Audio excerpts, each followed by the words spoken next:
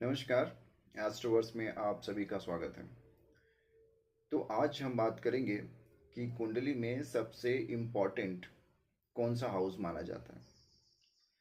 Important देखिए, हर एक house की अलग अलग एक स्पेसिफिकेशन है, अलग अलग उनके पावर हैं और वो हमारी लाइफ को अलग अलग तरीके से चलाते हैं।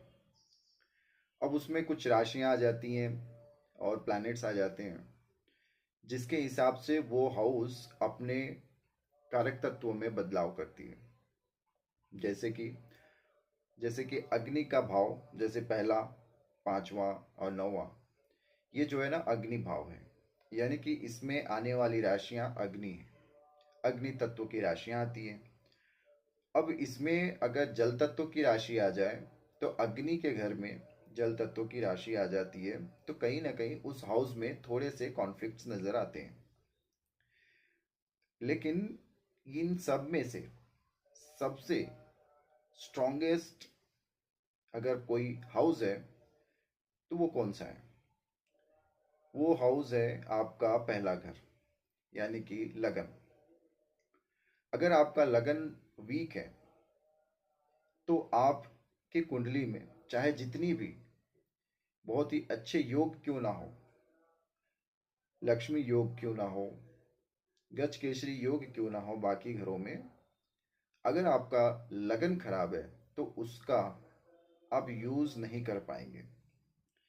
क्योंकि अगर आपका लगन खराब है यानी कि आपका शरीर खराब है, आप शरीर से उतने सामर्थ्य नहीं रख पा रहे हैं कि उस अच्छी चीज को भोग सकें, उस योग को यूज कर सकें, तो आप मान के चलिए आपकी कुंडली में कुछ भी योग हो वो काम नहीं करेंगे।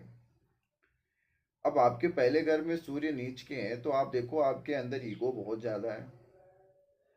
आप उस ईगो को कंट्रोल नहीं कर पा रहे हैं, जिसकी वजह से आपको चिड़चिड़ापन आ रहा है, छोटी बातों पे आप गुस्से हो जाते हैं, नाराज हो जाते हैं।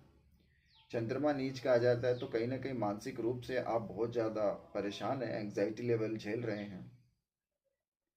मंगल आ जाते हैं तो आप लड़ाई करने लगते हैं, जो आपको सलाह देगा उसी के अगेंस्ट हो जाएंगे। तो ये जो पहला घर है, पहला घर दर्शाएगा कि आप किस तरह से सारे हाउसेस को चलाने की कोशिश कर रहे हैं। जी हाँ, आप पूरे घर को पहले घर से चलाते हैं। आपका अगर पहला घर खराब है तो आप देखोगे कि दूसरा से लेके 12वें घर तक कहीं ना कहीं प्रॉब्लम्स क्रिएट होती रहेंगी।